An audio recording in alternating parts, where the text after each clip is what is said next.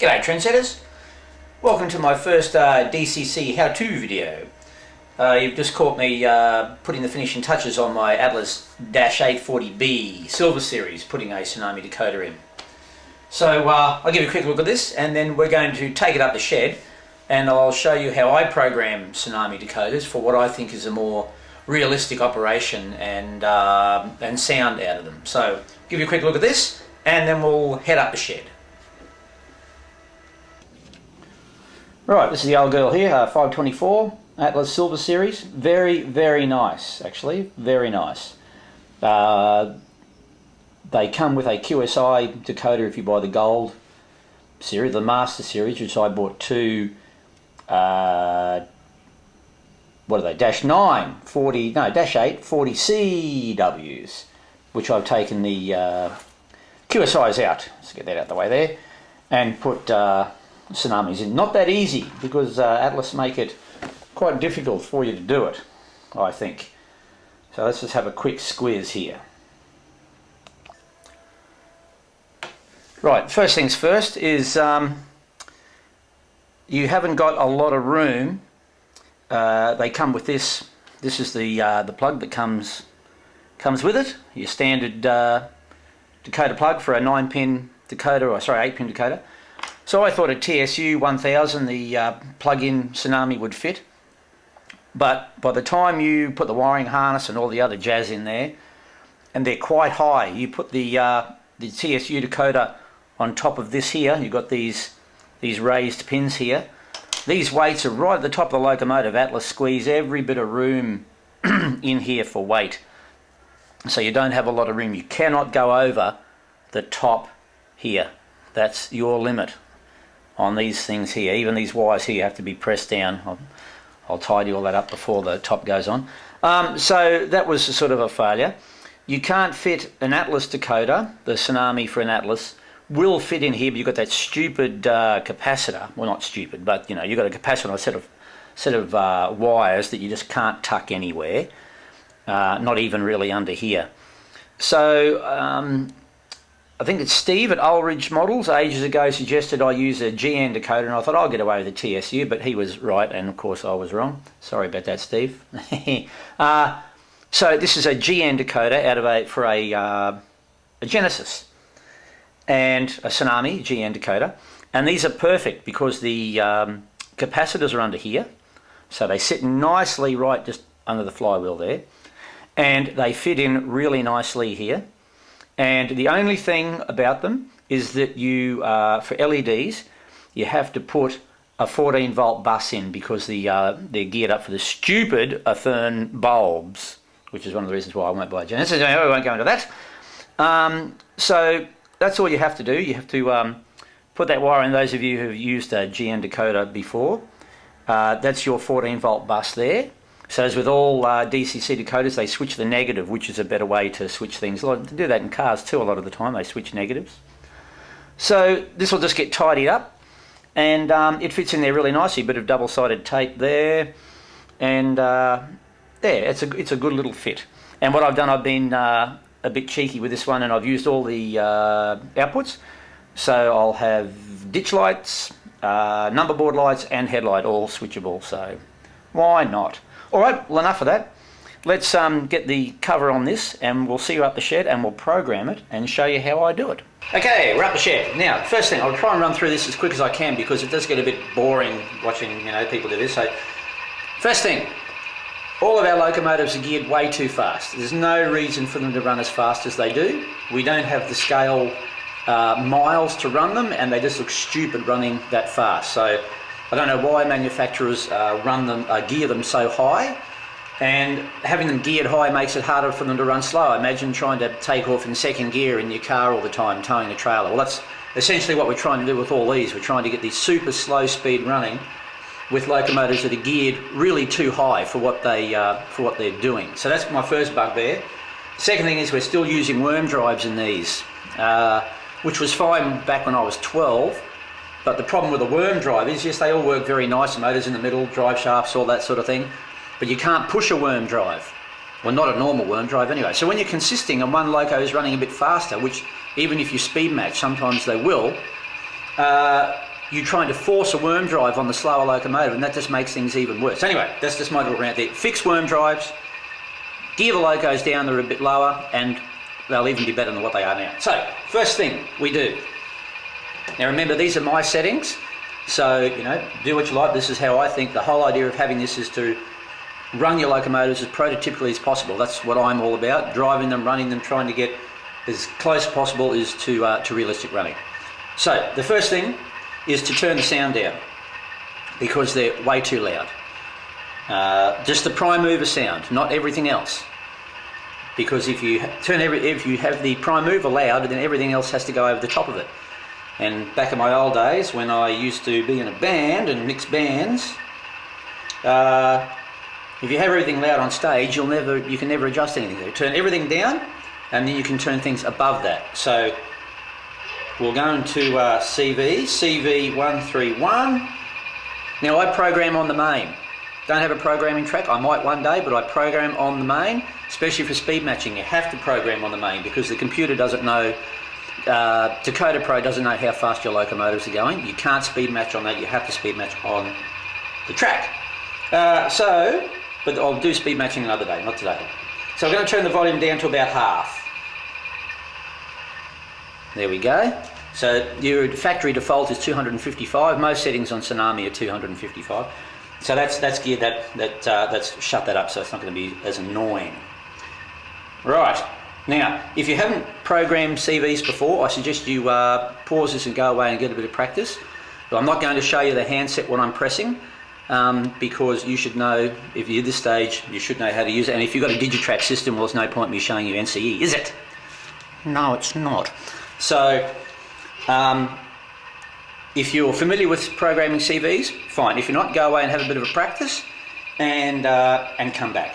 So, our first thing, let's have a look at how this loco goes at its factory speed step settings.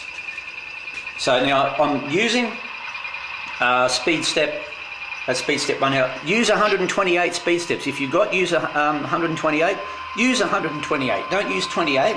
You'll get smoother control with 128. So here we go. Now that's notch 1. I don't think many locomotives run that fast at notch 1. That's notch 2. Notch 3. Look, there we go. I can't even pick it up. And there we go. Oh, that's a realistic stop, isn't it? Look at that. Let's fix this. The first thing we need to do is unlock the speed table. The speed table is all the settings that Tsunami use for the maximum speed and all that sort of crap. We need to unlock that. So, another thing with Tsunami is why do they make their manual so complicated? They start talking about binary and bits and pieces and bips and bobs, and you don't need to deal with all that crap.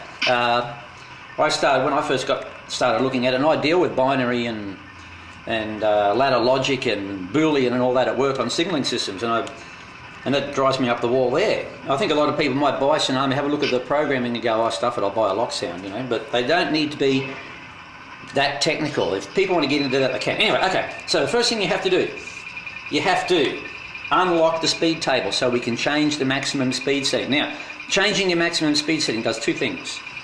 Not only does it make your locomotives run slower and more realistic, it also brings your notches closer together. So it's more realistic on your notching. So it sort of does two things. Okay, we need, on page 16 of your Tsunami manual, you go to table A, which is CV29 setting. Now, CV29 is how you unlock the speed table.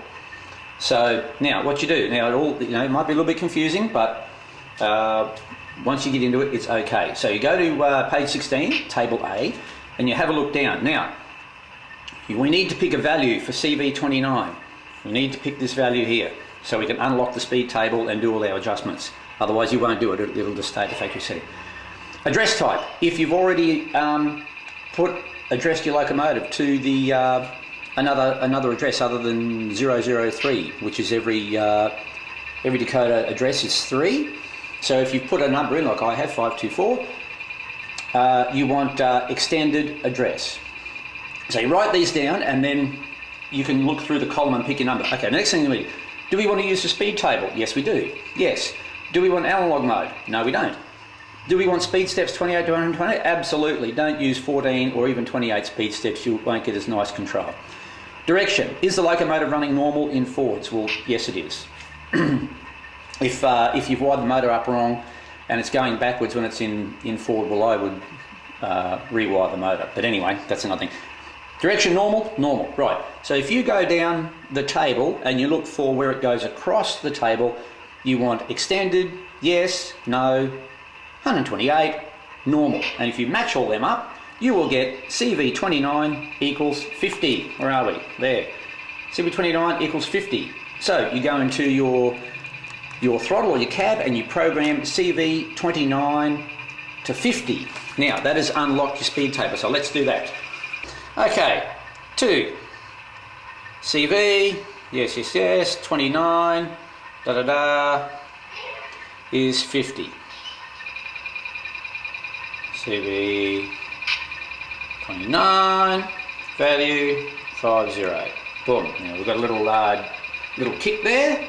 Okay. Now the next thing we need to program is what speed table do we want? There's all curves of speed table. I would suggest just use the standard linear speed curve. So that means as you push your throttle up, the voltage to the motor goes up in a linear curve, straight line. That's the easiest, and especially if you're running different decoders, I wouldn't use different speed curves because locomotives will accelerate at different rates. So what we have to do now, if you've just done that, unlocked it, CV29 to 50 if that's your setting, and then try and adjust your maximum and minimum speed, it won't work because you haven't chosen a speed table yet. So your speed tables are on page, CV25. So we go into CV25 and pick a value. It's actually 2 in there. 2 is your straight line curve. So we've done that. Now the next thing we have to do is adjust our maximum speed. Now 255, that's crazy. I run mine, believe it or not, at 70. So it's about less than a third of the maximum. This layout's not that big, it has a lot of curves, it's a mountain railroad, so I like to run the trains a lot slower. That means the notches are closer together and I think it's better. So, okay, rather than have like lock sound, maximum speed, no, Tsunami's got to have this thing forward and reverse trim. It took me ages to find even what the forward and reverse maximum speed was. So once again, Tsunami, make things a little bit less complicated for us old dweebs. So your maximum forward and maximum speed is called forward and maximum trim. So that's CV 66 and 95. So what we're going to do is I'm going to set mine at 70. Now that's probably a bit slow for a lot of you, but you go to 100. If you set your maximum and minimum maximum forward and reverse speed, which is CV 66 and 95, to 100, that'll get your notches a lot closer together, and I think you'll really appreciate it. And you can always muck around, everyone's railroad is different. So let's go 66, which is our forward, value 70,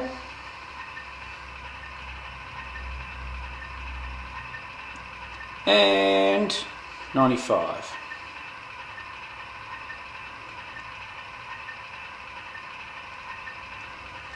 Okay, so we've set our CV 29 to 50. And we've set our CV, our speed table that we speed curve that we want to use, which is CV25. We've set that to 2, which is our linear speed curve. We've set our maximum forward speed, which is CV66. We've set that to 70, and we've set our maximum reverse speed, CV95, also to 70. Obviously, you want them the same both ways. You can have them different, but now don't panic. This is what happens. Let's go to speed step 1. Nothing. Winding it up. You think, what have I done? Now, on the Katos, the Atlas need a little bit less voltage. I think they run very nicely, these Atlas series. But why isn't it starting on speed step 1? Well, what you've done when you've decreased the maximum voltage, you decrease all the voltages on the speed curve. So you've adjusted them all in one go. So you've reduced the whole percentage of all the voltages. So what you have to do now, this Atlas runs really, really nicely actually. These silver series are very good, especially when they haven't got a QSI decoder. Sorry people. I got 3 of these, 3 different road numbers. Internet Trains had them on sale about 2 years ago for I think $90 or something. They're really nice. A bit of a pain to put the decoder in, but they're very nice. Okay, so what we've done, all we have to do now is go into CV2, which is our start voltage. So let's do that. Program on the main. I just program on the main. CV number 2. Now with the Katos, I have that set at 5. Well, I've done so many of these, I can just do it with my eyes closed now. But let's see what happens with 5. Oh, there we go. A bit of a grunt, a bit of a hit to say that it's happened. Let's see how we go now. Now there we go. That's on speed step 1. That's very nice, trendsetters. I like that. Very nice. Okay, let's have a look and see how we go. Now that's notch 1 there already. That's notch 1. That's a bit nicer. Notch 2.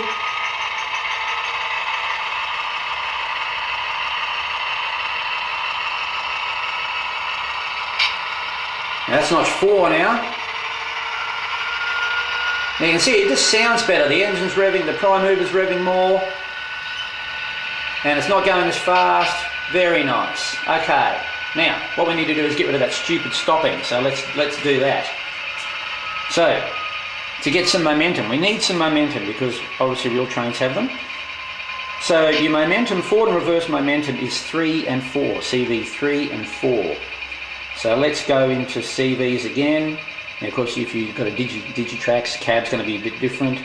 CV number 3. I set mine at 125. That's a bit up there, but you can go up to 255. But that's crazy. They take forever to stop. There's another one there, and CV number 4, which is our reverse momentum. 125. Okay. Let's see how we go now. We'll come back and see if that's any better. Now also turning the prime mover volume down, you can get your horn a lot louder because it doesn't have to go over the top of the engine noise. I hear a lot of trains, you know, on YouTube, and people are blowing the horn at crossings and you can't hardly hear it because they have all these prime mover sounds turned up. And you run half a dozen locos or whatever on a train, I reckon it gets annoying if you have them turned up too loud. You don't like to hear them at the other end of the layout. I like to hear the locomotive gone by the end of the train. Okay, we'll go up to notch 4. Okay, here we go. I'm going to back it off now. Now the throttle now is back to 0. It's at 0. There we go. Still running. Nice. I used to have it set at 150, but it sort of wasn't as smooth. I think the momentum set at 125 is nice. Okay, so we've done that. We've got nice acceleration. We've got better notching. Now, another thing that makes which you won't be able to see, but it is really important, I think, is your back EMF control. Now, back EMF is what gives your motor grunt at low speed, and it's really good for smooth acceleration like this.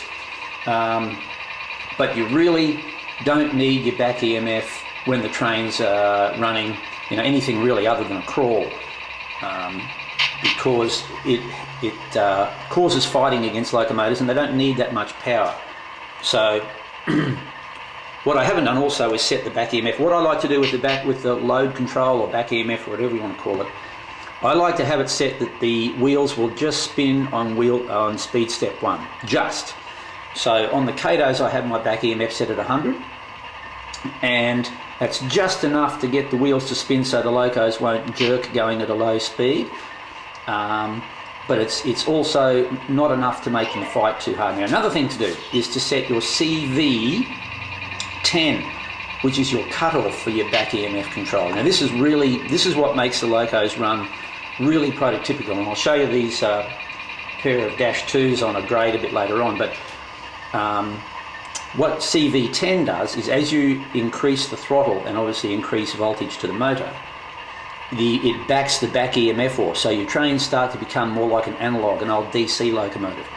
Now some of you might think, oh, that's no good, but it is good, because when you come to a grade, what you have to start doing is accelerating the locomotive so you can stay at the same speed. So that means you can start going up through the notches without the train getting faster. And then when you get to the top of the grade and you start going down the other side, you have to start backing off, otherwise the train will go. So it makes it a lot more realistic, but you have to be a bit careful. Otherwise, if you do it too much, the loco will actually stop. So let's show you what I mean. So we'll go into CV10, and look, I'll put a value in of say 20, which is really low. So here we go, we'll see what happens.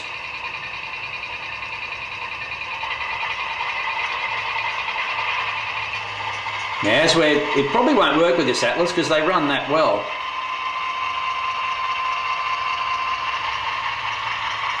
Now, I've maxed that out to nearly 100 on the throttle, and that's as fast as it's going. So, what you can also do, and it's pretty hard to tell here, if I put my finger on that, I can slow the loco down. Whoa, just get it back here. Now, you can't see it, but at about that speed there, the wheels aren't even spinning, the wheels are turning. So, you can have it. Where are we? Go. You can have it, and let's see how long this thing's going to roll for. The throttle is off now. Where are we? Now that's at 125, it's still rolling up there. You can have CV10, which backs off, which is your back EMF cutoff. You can have it so your locomotives are screaming in notch 8 and the wheels are only just turning up a grade. And if you set it too much, if you set it too high, like say, too low, let's say 10 or 20, your loco will actually stop. It doesn't get enough voltage to the motor at all. So what you have to do, what I like to do, is put about 10 cars on a loco, take it up a 2% grade, and as I accelerate, make sure that the loco, the train stays roughly the same speed. If it starts slowing down too much, well then I have to increase CV10 up a little bit. So there is a graph in there for CV10, back EMF cutoff. If you read that, it'll probably give you a little bit better idea, but I run mine at 40, so I have CV10 set at 40. So that means when I get to speed step 40 on my throttle, I don't have any back EMF. It's running almost like an analog locomotive, and that way it'll slow down on the grades, and the prime movers will be screaming. So it's all good. Now another thing I forgot is CV209. Once you've adjusted CV212, which is your back EMF, down to about half, and you've adjusted CV2, which is your start voltage, give CV209 a bit of a tweak. It will give you a little bit smoother running at low speed. I have mine set at 90, and Tsunami say keep adjusting it until the loco starts running rough and then back it off. Well, after many years, I set anywhere between 60 and 90 is a good setting for 209, and it will really improve, especially your takeoff at your slow speed 209. Don't worry about 210, but CV209 is pretty important to get you a nice takeoff. So that's at speed step 1 now. That's pretty nice. These Atlas run very, very nice.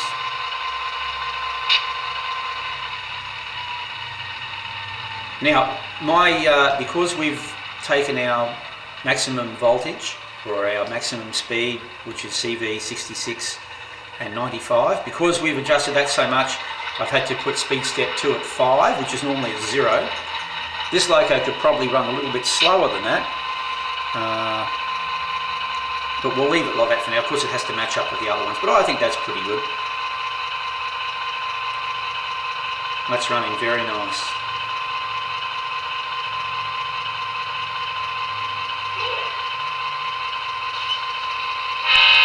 Now listen to how loud that horn is. I've got to turn that horn down. That's because the horn doesn't have to fight the motor, the diesel engine volume. So the compressor is clearer, the air pocket valves are clearer. So just turn CV, your prime mover 131, turn it down to about half or even less, and all your other sounds will pop out, and it's much better. Right, let's go through what we've done so far. We've unlocked the speed table, so you can make adjustments to the throttle and the speed, which is CV29. We've gone to page 16 of our Tsunami guide. I think it was page 16, wasn't it? I think I told you.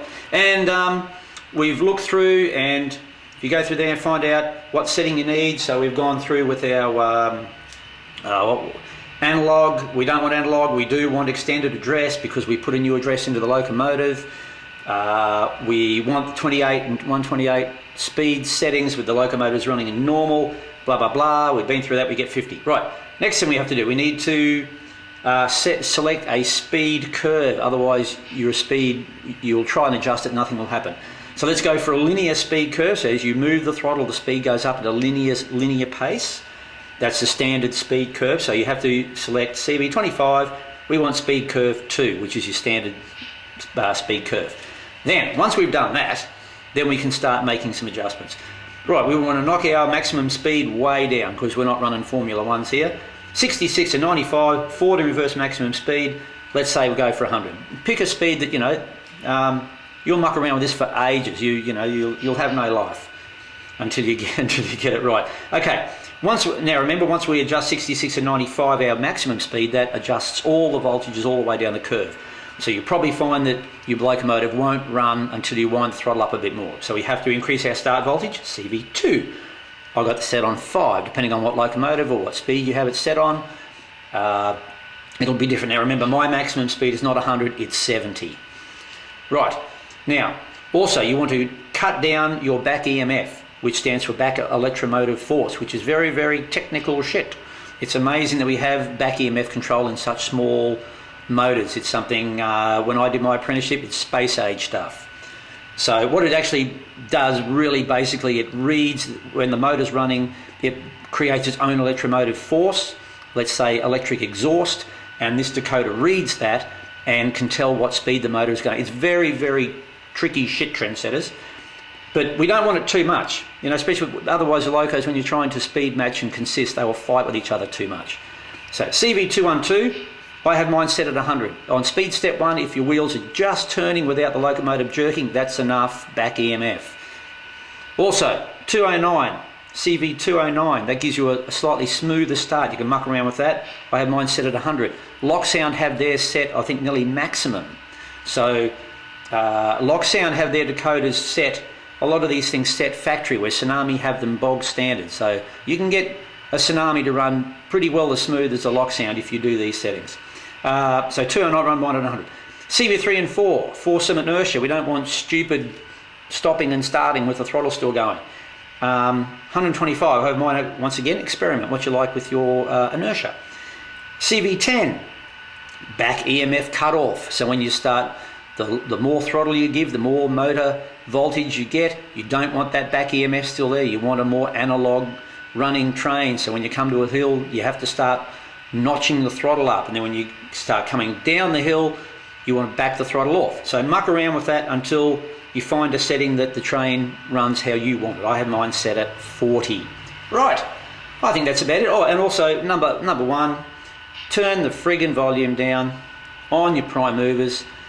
Now I can hear that loco at the other end of the layout. That's too loud. I can hear it. Obviously you'll hear it. No, the train's running, but that's on 100. I think I'll probably take that down to about 80. I think some of mine I run at 30 or 40. You just want to hear the loco when it's coming past you, really. And you'll find that there's other noises in the prime mover. You can turn up or turn down other things and they'll just pop out because they don't have to get over that engine revving. Well, I think that's about it, trendsetters. I hope that's helped some of you, because I've had many people ask me. I've had a few. One person has asked me. No, more than one. But anyway, if you do these settings here and muck around with some of them, you will really enjoy running the trains a lot better, I think, anyway. Before we go and have a look at these two Dash 2s climbing Banksia Hill, let's go back and have a look and see how our Dash 840BW performed straight out of the box. Let's have a look.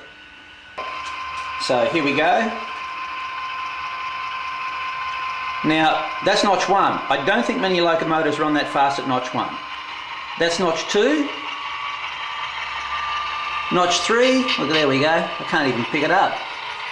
And there we go. Oh, that's a realistic stop, isn't it? Look at that.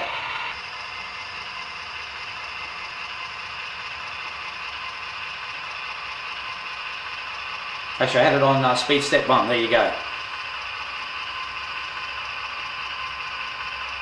So that's a vast improvement. So let's try some acceleration now.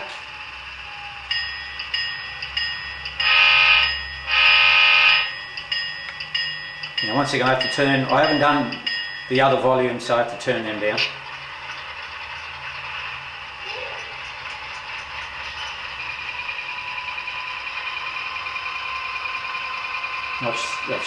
That's notch 2.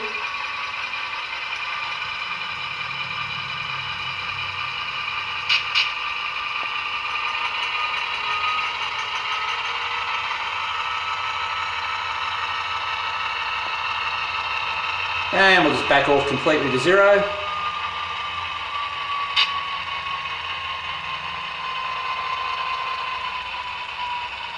So notches down automatically, you don't even need to do that. There we go.